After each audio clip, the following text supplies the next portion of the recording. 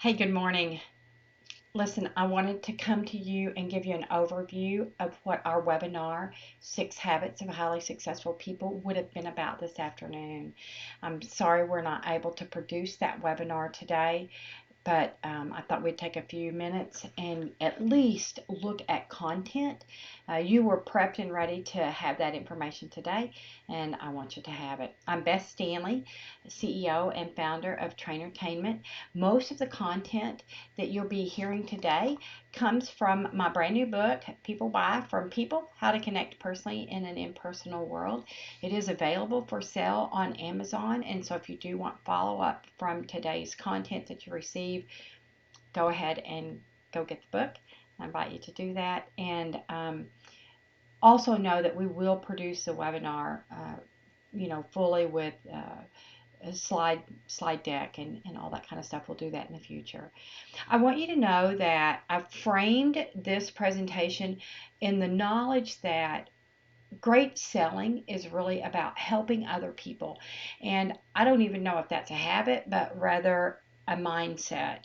That if you understand that your role as a sales professional is to help others, I think it makes the whole process of selling a lot easier. The first habit that I think is paramount to success in sales is consistency. You have to show up and do the work every single day, whether you feel like it or not. In the book, I write about having a hit mindset, right? So to be habitual. And I think some of the habits that make you the strongest uh, is that you habitually look for new business. Mark Hunter, I love Mark Hunter's work. He says that you need to spend at least 25% of your sales time working on new business development, doing outbound prospecting. With that, I would turn you to the I in the word hit and tell you to be intentional, right? Um, I think you have to intentionally work on your goals. I think you have to create business on purpose and not just wait on a business to come in. I'm kind of a farmer by nature, and so if times get lean, I want to whine about the crops not being good. But what I know is that if I habitually and intentionally work against calling new people, uh, staying in touch with the people that I've talked to in the past, looking for referrals. Like if those are habits that I address on a daily basis, guys, not once in a while, but on a daily basis, that I'm going to have some success.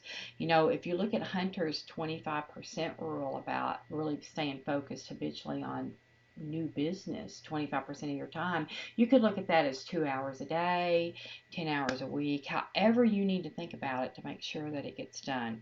I'm going to save the T for tip number 3. Tip number 2 is eliminate your limiting beliefs.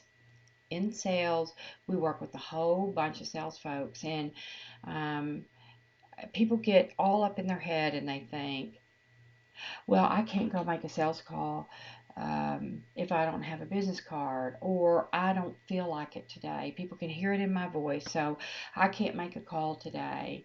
I don't know enough about my product. I don't have a big enough lead list. Like anything, anything that gets in the way of you going out and talking to the next person and the next person and the next person about how y'all might be able to help each other, basically, right? Great selling is about helping somebody else. If your product helps them, then you need to be talking to them. You're obligated to, in a way, in my mind. And what happens with the limiting beliefs is that um, it stops you from it limits you, right, from being as successful as you want, having as big a commission as you want, reaching the goals you need to reach. It it can jam you up for sure. And so I have a 3-step approach to get over those limiting beliefs. And the first is to notice it, right? To pay attention that I'm up in my head and I'm actually responsible for um, helping me get out of this, right? And maybe it's simply that you need to talk it through with a friend even. I know that in step 2, once I've acknowledged the fact that, ooh, I got this thing going on, step 2 is to get curious. I have a mentor friend of mine who says, her name's Nancy Starr, and every time I come to her with, I can't do this, or I just can't, they won't call me back, or whatever it is, Nancy will say, well, what else could be true? And what a great question, right? Because if I mean, use that example, they won't call me back. And Nancy will say, really, is that, what else could be true? What else could be going on? And so then I think, well, maybe they just haven't gotten around to me yet. Maybe they're out of town. Gosh, maybe they didn't get my message. She'll ask me 3, 4, 5 times what else could be true until I'm out of my limiting thinking, right? Because you can get stuck there and it's hard to move on. Um, the third thing to do when you're stuck in those limiting beliefs is to get reasonable. Because what I can do, and I'm sure that you and I are not so different, is when I can have some of those negative thoughts, then I get down on myself.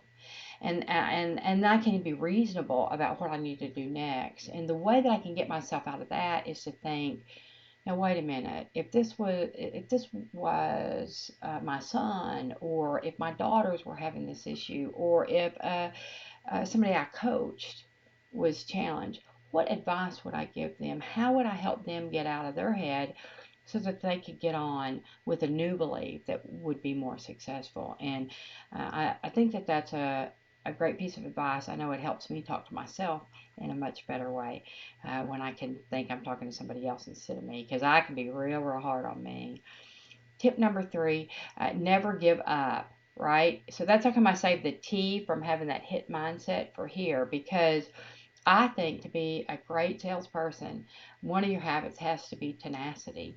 You have to be tenacious about making the next call, about following up, about kind of throwing your shoulders back and being okay when somebody said no. As a matter of fact, when people tell me no, when somebody doesn't buy from me, oftentimes I learn more about how to up my sales game, how to get to a more professional level.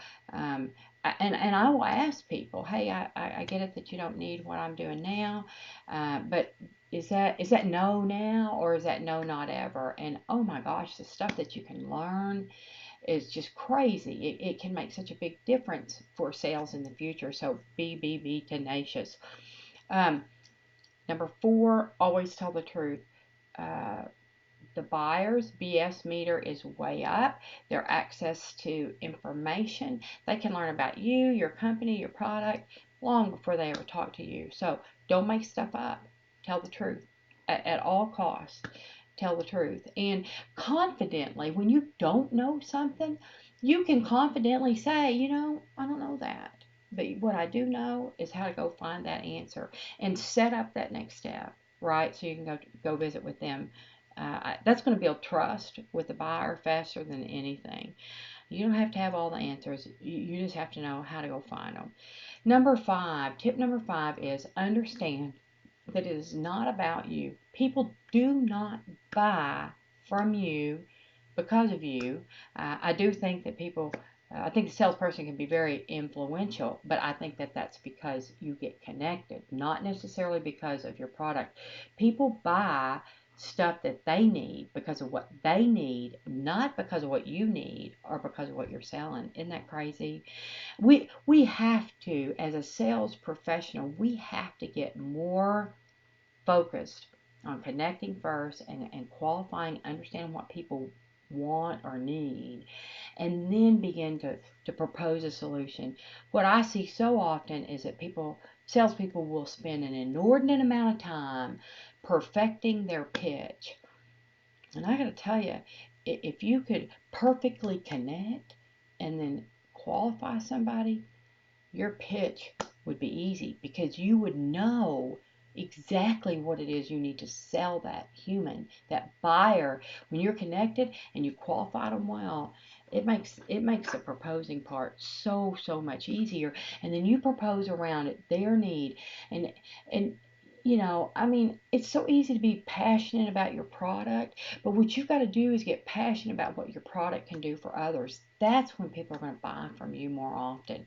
And that leads me to number 6. People really do buy from people. And I realize, I just told you, you can go get this book on Amazon, and so you wouldn't be buying it directly from me, but you're buying it because of what you heard, or what you think you want to know more, and that you're influenced by a person.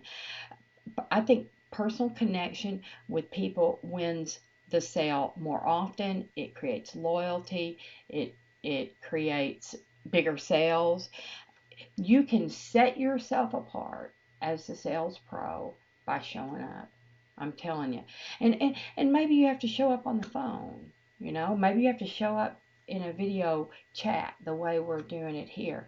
But I got to tell you, salespeople that win, they're the ones that show up first, second, third, and last. And so, as a final tip, if I can just help you at all, it would be that people do buy from people, and you got to show up in order to be in the game. I wish you great success. I will produce the real webinar, and you're certainly invited. We can do it live together, and I'll let you know when we're ready for that as soon as I can. Have a great day.